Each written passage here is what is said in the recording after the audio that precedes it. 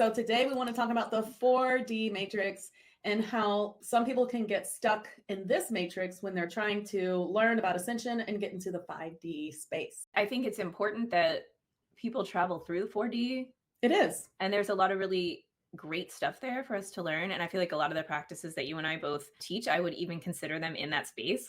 So it's not as so much like a judgment of it or anything like that, but more of a we want to make sure that we stay sovereign as we're traveling multidimensionally, and we're not just, like you said, getting stuck in one of these spaces where we can't, that you recognize that you're going through it and don't get stuck in there. And I think the stuck part comes from fear. When you are just opening up and you start watching all these things and you're hearing a lot of fear-based things about attachments or 4D interference and all these things, and it becomes very fearful. But the truth is you can just be empowered to come above that. I know a lot of people get really nervous about opening their channeling or opening their psychic senses or whatever, brings them into that fifth dimensional space because they think they'll be attacked more or they'll have more problems. But I really think that it doesn't matter if you do or not. You just need to have the techniques to understand it.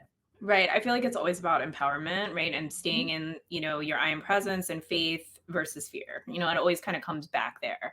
Wherever we go, comes back to that place. So, and the law of attraction is so present in such a huge learning for us in so many stages of this world. And you just have to know that everything you're feeling, the universe is bringing back to you. So if you're staying in fear or you're expecting negative results, then that's what you get.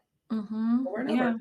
Yeah. And I think, we hear that thrown around all the time, as above, so below, as within, so without. But, to really embody that and understand that can really help us traverse these places in a more empowered way. One of the things that people get caught up in is these people channeling the Galactic Federation or the this, the that, Not that we're not about to channel some stuff. We are. We may not claim it comes from the Galactic Federation. I mean, I ultimately like to think it's all coming from source, right? That's how I like to focus, and that's where I hold my intentions, right? And you as well. And so, I think what happens is that it's not all coming from the highest space necessarily. And a lot of times there's a lot of fear undercurrent in a lot of the channels that come across and things like that. And you can get really caught up in that. And you kind of want to take everybody's channel for exactly what they're saying. And the role that comes in, especially in this 4-dimensional space more than anything, is discernment. Discernment.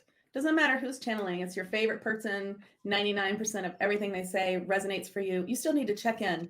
Does this resonate with me? Because there could be something that they have said in a way that you're not catching, or something that they're saying that's not true for you. It could still be true for someone else. And so everything needs to be checked in on. Does that resonate with me?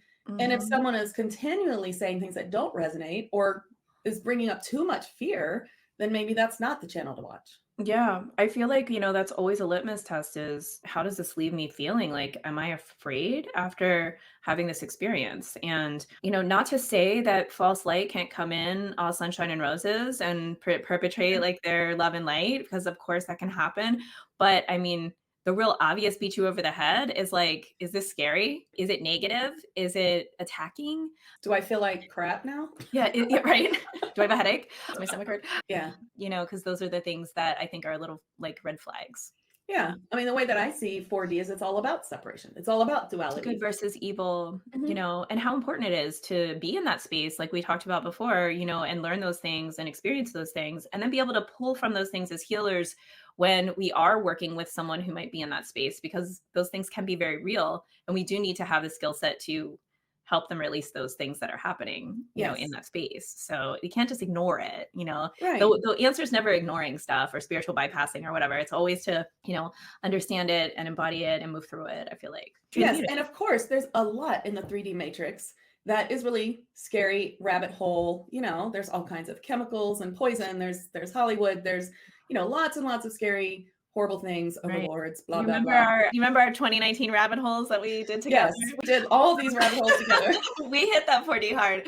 We did. And then there's scarcity. Will I have enough food? Is the water going to be totally poisoned? Do I need to stockpile things? Right. These questions, we ask these questions all the time. We always get no. Yeah. We don't need to. There are timelines. What you need to do is choose the timeline that's highest for you, meaning that you don't stay in fear. Staying in fear lowers your timeline, and We you also may have to experience those things. we also have to remember that like some people did come to have a different experience on the earth plane. Like they might have come to just live in the 4D That's right. matrix, like, and that's what they wanted to do. And in that way, they're perfect. And what they've Yes. done is perfect. And some And 3D people, matrix. 3D, inverse, all of it. Like some people, that's what they want to do this time. But if Yeah. it's not what you wanted to do this time, then we're providing information around that. Right. And then sometimes people get really upset, like, but my sister or my brother or my husband or my son is not going 5D and I'm going to lose them. I mean, that is what they experience, but you'll never lose anyone because that's not how it works. This is just a life you're living. This is the matrix that you're in, if you want to think of it that way. Yeah. And Yeah. you have a huge soul and you're not losing anyone ever. Yeah.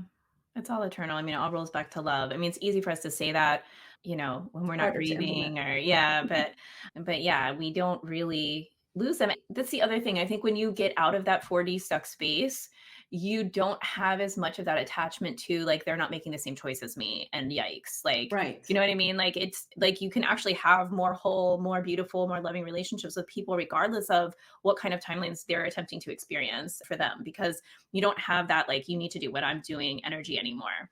Right. It's not about convincing people to do anything. That's never Right. going to Or help saving you. them. Right. I mean, then you're just doing the same thing you were running away from in the first place. Right. And that comes with so much like superiority and judgment. I'm going to save them. I'm going to, you're not. Yeah. I mean, That's ego. all you're doing is we can help people go along the path that they've chosen. Right. And like that's it. It's like that simple. I think we should talk about spiritual bypassing for All just a right. moment Let's do because it. we're definitely not recommending all love and light only. Don't feel bad thoughts.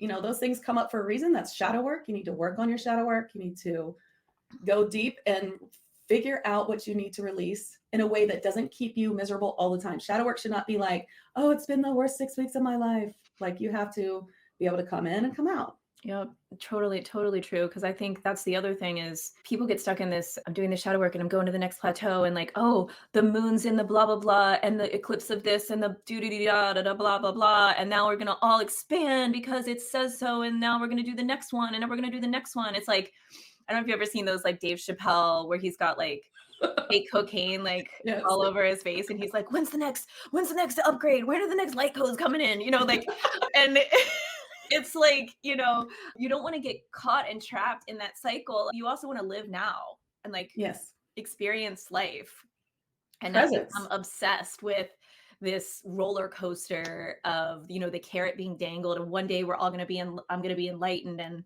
everything's going to be perfect. I mean, we're still living in the 3D world and we came to have that experience, regardless of what dimensional frequency we choose to connect with. And I fully admit this is harder for some people than others. It's hard for me. I'm a 7 Enneagram, which means like I'm always thinking the best part is yet to come, like in the future, like, ooh, can't wait till da da da. Yeah. So it's very hard for some of us, but yet we need to do it. We need to take time in silence and meditation and live in the present and put things away, no matter how fast your brain is going.